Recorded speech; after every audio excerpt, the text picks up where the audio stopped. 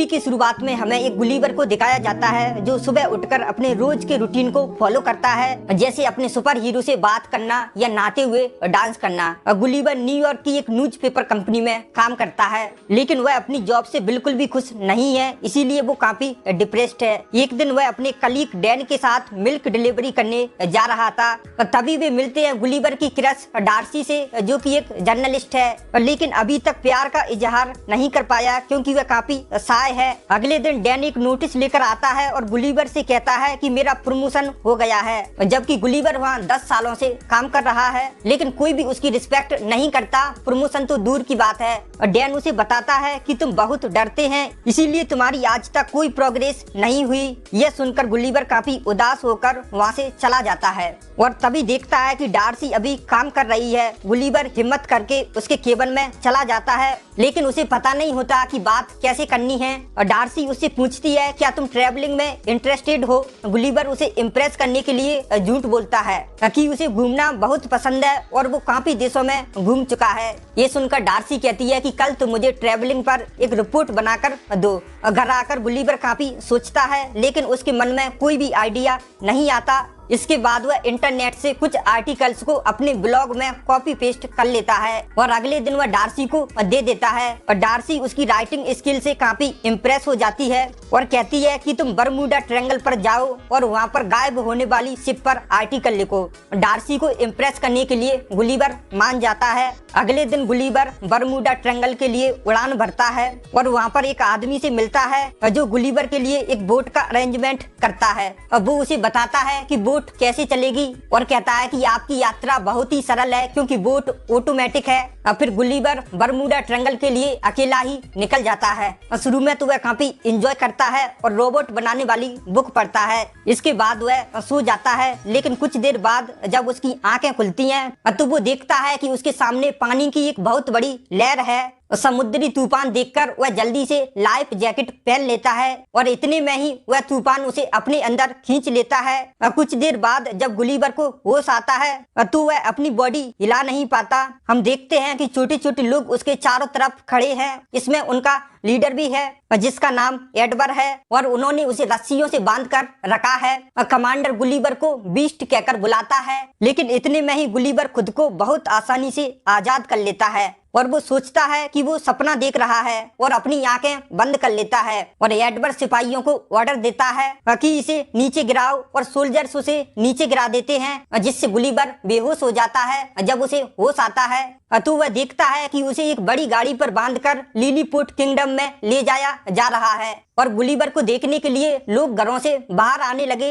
वे लोग गुलीवर को लिलीपुट के राजा के सामने पेश करते हैं, पर राजा की बेटी प्रिंसेस मेरी उसकी हालत पर काफी अफसोस करती है। अब वो एडवर से पूछती है कि क्या इसके साथ इतनी सख्ती करना जरूरी है। एडवर बताता है ये हमारे दुश्मन राज्य लिबोसिया का जासूस है। और फाइनली गुलीवर बोलता है और राजा से पूछता है कि मैं कहाँ पर हूँ, जिस पर राज्य का सेक्रेटरी बताता है कि तुम दुनिया के सबसे महान साम्राज्य लिलीपुट में हो। इसके बाद गुलीवर को एक जेल में बंद कर देते हैं। वहाँ वह एक और कैदी से मिलता है जिसका नाम होता है उरेसिया। इन दोनों को यहाँ पर एडवर ने ही कैद किया होता है और फिर वहाँ पर एडवर आ जाता है और उसे धमकाता है और कहता है कि अगर वो चाहे तो तुम्हें जिंदगी भर तक कैद में रख सकता है। फिर एडवर इन्हें खेत में ले जाता है और इनसे वहाँ पर खेत जुतवाता है, लेकिन तभी उन पर उनका दुश्मन राज्य लिबोसिया हमला कर देता है, जिनका प्लान प्रिंसेस को किडनैप करके महल को आग लगा देना है। एडवर महल की तरफ भागता है और सिपाहियों को आदेश देता है कि कोई भी राजकुमारी को नहीं बचाएगा, सिर्फ मैं ही उन्हें बचाऊंगा।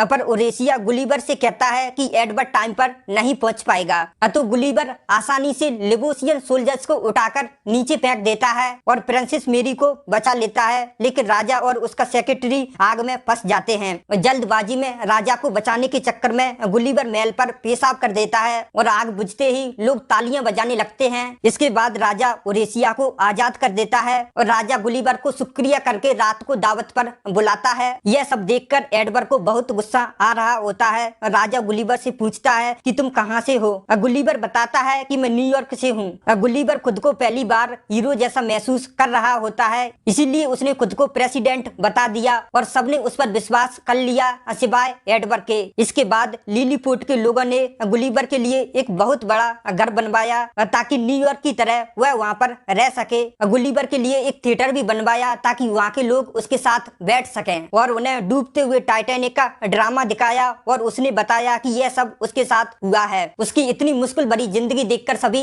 हैरान रह गए। अगले दिन उरेशिया प्रिंसेस को इम्प्रेस करने के लिए गुलिवर की हेल्प लेता है और वो इम्प्रेस भी हो जाती है, पर लेकिन एडवर्ड की नजर भी प्रिंसेस पर ही थी और किसी भी तरह से एडवर्ड प्रिंसेस से शादी करना चाहता था। इधर सिपाहियों ने गुलिवर की बोट को ढूंढ लिया और गुलिवर वहाँ से अपना फोन लेता है तो वो देखता है जिसमें डार्सी के 12 वॉइस मैसेज थे जो गुलिवर के झूठे आर्टिकल और उसके भागने की वजह से डार्सी बहुत गुस्सा है। गुलिवर अब वापस जाकर डार्सी का सामना नहीं करना चाहता, इसीलिए गुलिवर अब डिसाइड करता है कि वो हमेशा के लिए लिलीपुट में ही रहेगा। इस बात से एडवर्ड बिल्कुल भी खुश नहीं था और इधर राजा गुलिवर को जनरल बना देता है। एडवर्ड गुस्से में गुलिवर का डिफेंस सिस्टम बंद कर देता है और इसका फायदा उठाकर दुश्मन राज्य लिलीपुट पर हमला कर देता है। अब जनरल होने की वजह से इन्हें रोकने की जिम्मेदारी गुलिवर की थी और दुश्मन की कैंडेंट बॉल का उस पर कोई असर नहीं होता।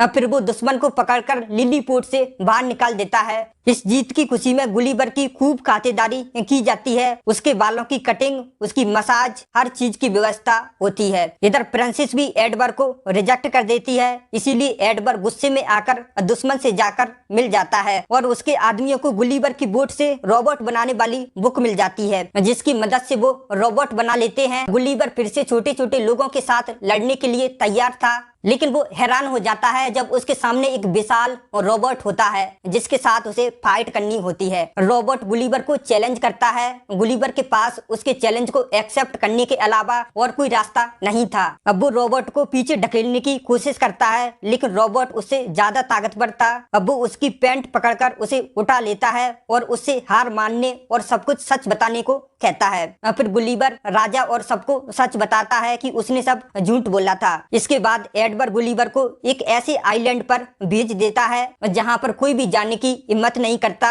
जब गुलिवर वहाँ पर छोड़ा जाता है तो उसे एक विशाल बच्ची उठा लेती है। बच्ची उसे खिलौना समझकर बाहरी हाउस में रख लेती है। इधर डार्सी गुलिवर को ढूंढते हुए लिलीपुट आ चुकी थी और गुलिवर ने सबको बताया था कि डार्सी उसकी प्रिंसेस है, इसीलिए एडवर्ड उसे पहचान जाता है और उसे भी बंदी बना लेता है, जहाँ वह उसकी रानी और राजा से मिलती है। गुलिवर के हारने के बाद एडवर्ड ने उन्हें भी बंदी बना लिया था। ये सब देखकर होरेशिया गुलिवर के पास जाता है और उस बच्ची के पास यूएस सोल्जर्स का सूट होता है। इसका इस्तेमाल करके गुलिवर वहाँ से और लिलीपुट में जाकर सबसे पहले डार्सी से मिलता है और बताता है कि मैं तुमसे बेहद प्यार करता हूँ। इसके बाद गुलिवर डिसाइड करता है कि अब वो एडवर्ड को चैलेंज करेगा। अगले दिन वे एक दूसरे के सामने होते हैं और लड़ना शुरू कर देते हैं। रोबोट जल्दी से गुलिवर पर हावी हो जाता है, लेकिन उरेशिया गुलिवर की मदद करने के लिए रोबोट के अंदर घुस जाता है और रोबोट के अंदर तोड़ फोड़ कर देता है, जिससे रोबोट की पावर बंद हो जाती है। जिसके बाद गुलिवर बड़ी आसानी से रोबोट को हरा देता है और उरेशिया की बहादुरी की वजह से उसे भी प्रिंसेस से शादी करने की परमिशन मिल जाती है।